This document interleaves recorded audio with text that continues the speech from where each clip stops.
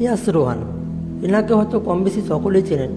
অনেক হয়তো নাম জানতো না, কিন্তু তার অভিনীত নাটক আমরা বাঙালিরা অনেকেই দেখেছি। যারা নাটক প্রেমী তারা হয়তো সকলেই চেনে। আজকে তাকে নিয়ে আলোচনা করার বিষয়। বিজয়া দশমীর দিন সোশ্যাল মিডিয়াতে তার পোস্ট করা নিয়ে।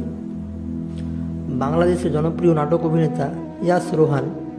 আমরা কিন্তু তার ধর্ম পরিচয় আগে কেউ জানতাম না, তবুও আমরা নাটক দেখতাম।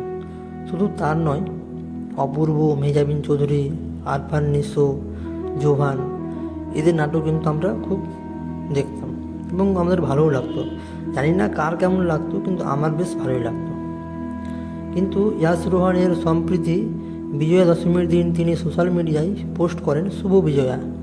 এটাকে নিয়ে শুরু হয় বিতর্ক, কারণ বাংলাদেশের অনেক মানুষই জানতেন না যে তিনি একজন সনাতনী ধর্মাবলম্বী। ব্যাস, আর কি।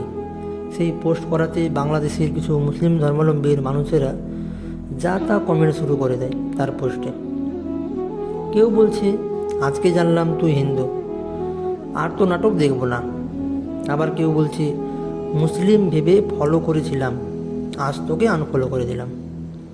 আবার কেউ বলছে, আমি তোমার নাটক অনেক দেখেছি, আর দেখব না, কারণ তুমি হিন্দু। কিন্তু অনেকে আবার তাকে সাপোর্টও করেছেন, তার পাশে দাঁড়িয়েছেন অপূর্ব, মেহজাবিন থেকে শুরু করে আরফান নিশোরা। আচ্ছা, যারা ধর্ম দেখে উল্টাপাল্টা গাল দিচ্ছেন, আপনারা কি ধর্ম দেখে নাটক দেখেন? আমি কিন্তু দেখি না।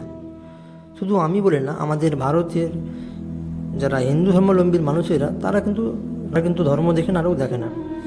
আমি একজন ভারতীয় এবং হিন্দু, তবুও অপূর্ব, মেহজাবিন, আরফান নিশো, জোভান, চানজান তৃষা, মুশফিকার রহমান, এদের নাটক সত্যি খুব ভালো লাগে এবং আমরা সবাই দেখিও। আমাদের ভারতের অনেক বাঙালি হিন্দু এদের নাটক দেখে, কারণ নাটকের কোনো ধর্ম হয় না। আমরা দেখি অভিনয়, বিষয়বস্তু। বাংলাদেশের জনগণের কাছে অনুরোধ, এভাবে ধর্ম দেখে কাউকে গালাগাল দেবেন না। আর আপনার ধর্ম যদি আপনাকে কাউকে মারতে শেখায় বা গাল দিতে শেখায়, তাহলে বলবো আপনি ভাই ভুল ধর্মে আছেন। কারণ কোনো ধর্মই কাউকে মারতে শেখায়নি, গাল দিতে শেখায়নি।